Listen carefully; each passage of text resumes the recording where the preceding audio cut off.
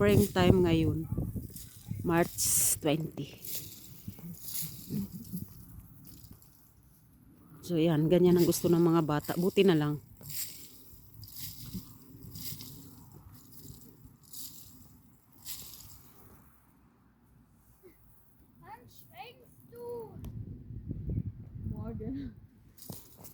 Yan kasi gustong-gusto ng mga bata eh.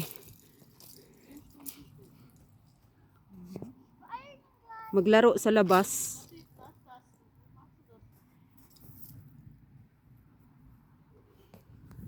I believe I can fly.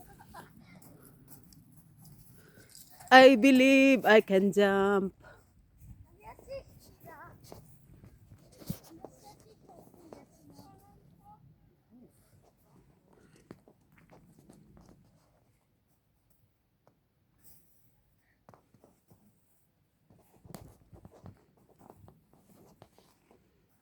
Ang lamig. Nasa 8 degrees Celsius. 8 degrees Celsius ngayon kasi ang lamig-lamig. Diyos ko. Nanginginig yung aking mga kamay. Ang lamig. Uy, ang lamig-lamig.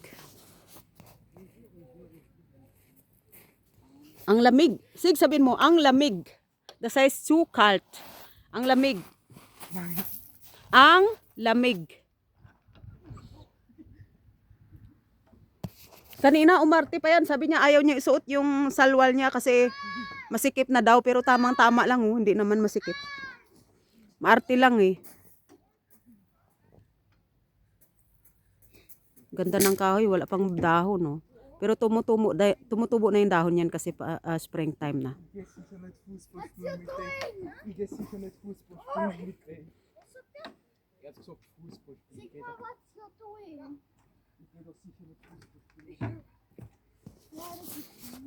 Dan beklauen. Mijn eigen broeder beklaut me. Zal ik zijn moped klauen? Bist du alleine unterwegs? Mama, mijn broeder is in. Achso, ja. Ah ja, genau. Dort ist Jetzt bist du wieder dran mit dem Schwein. Ist das nicht so Autokussen? Ganda. Ganda dito. Ang linis-linis, oh. Ang linis-linis. Ayan, guys. Ang linis-linis. Ang linis-linis.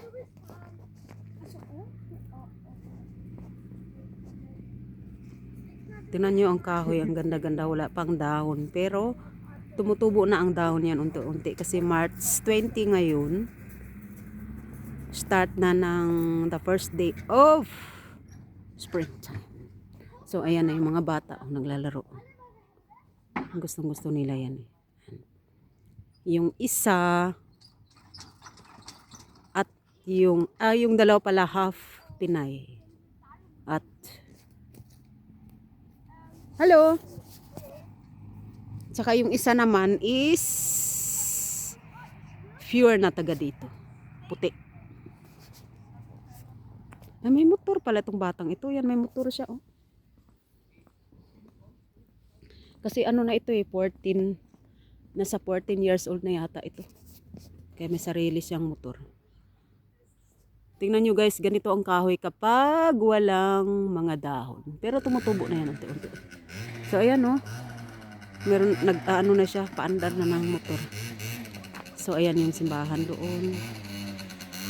So thanks Lord sa lahat for guiding us every day. Bata pa kasi yan siya. O, tingnan mo. Ayan.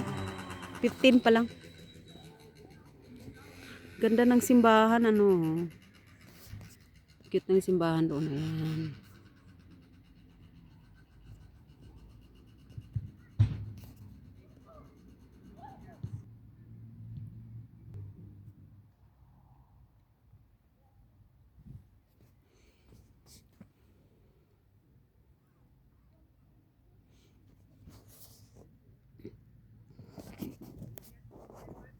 Sinsya na guys, busog ako kasi kakain lang namin, mga half hour kaming kumain.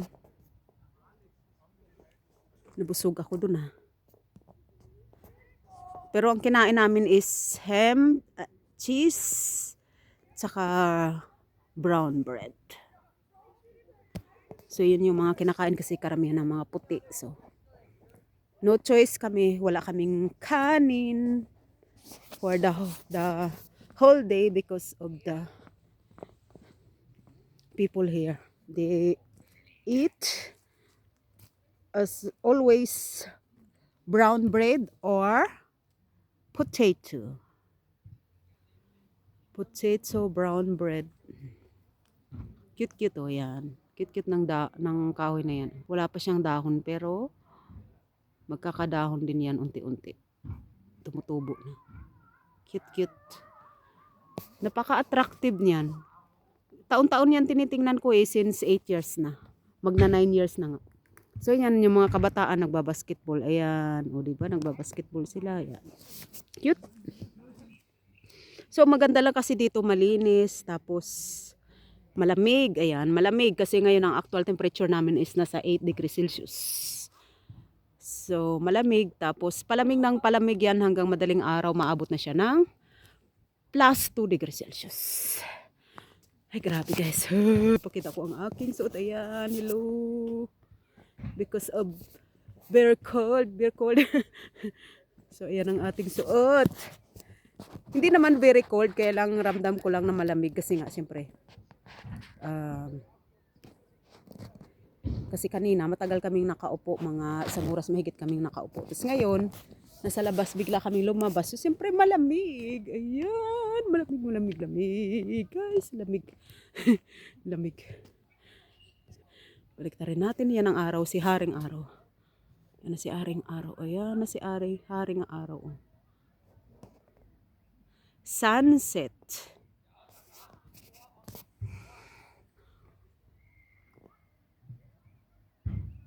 Kuya, naantok. Ganda ng kahoy na ito. Ayan. Naka 7 minutes and 21 seconds na tayo.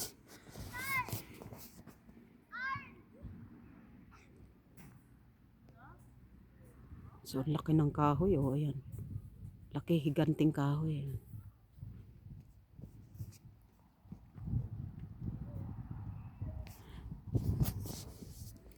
Pag tinignan mo kasi dito, wala masyadong mga tao. Kasi nga, karamihan is nasa loob ng bahay. Tapos dito naman kasi, hindi parang kagaya ng Pilipinas na kahit saan maraming tao. Pero dito kasi, ano lang, kumbaga, maraming tao pero karamihan sa kanila nasa bahay kasi malamig. Tapos pangalawa is nagpapahinga dahil sa school, trabaho at yun, busy sa bahay.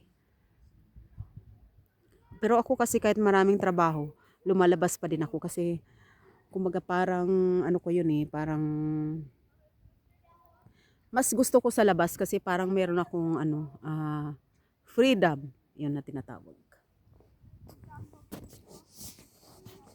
So 3 bata yan, kaklase ng anak ko.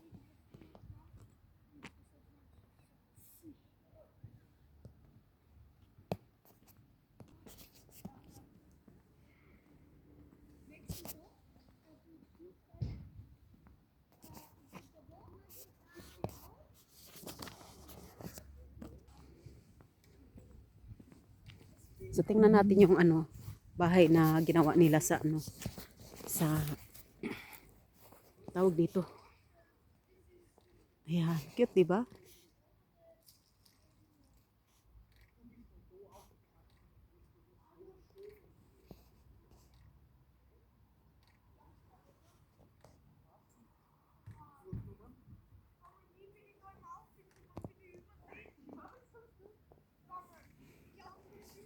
Laki ng na to, ng playground.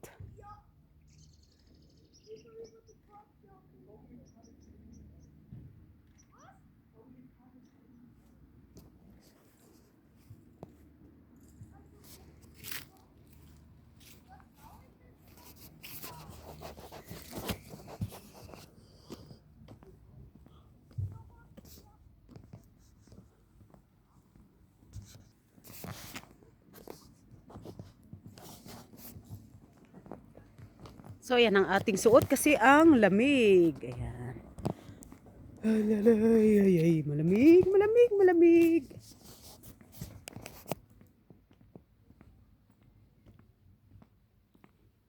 Ito lang nakatira yung kaibigan ko eh. Kaya lang hindi ko siya matawagan ngayon kasi kami ngayon ay kararating lang at saka dumating itong aking anak at saka yung aking apo. So, bukas itatawagan ko siya.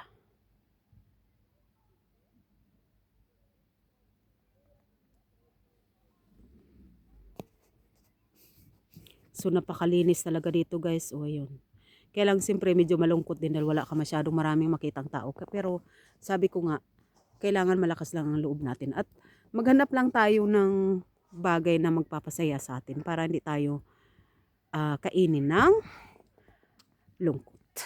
Napaka-importante yun na palagi tayong gumagalaw at palagi tayong gumagawa ng paraan para hindi tayo hindi tayo dapuan ni depression. So, ang cute no, ang ganda. Oh. So, yun guys, maraming salamat and thank you so much for supporting my vlog. And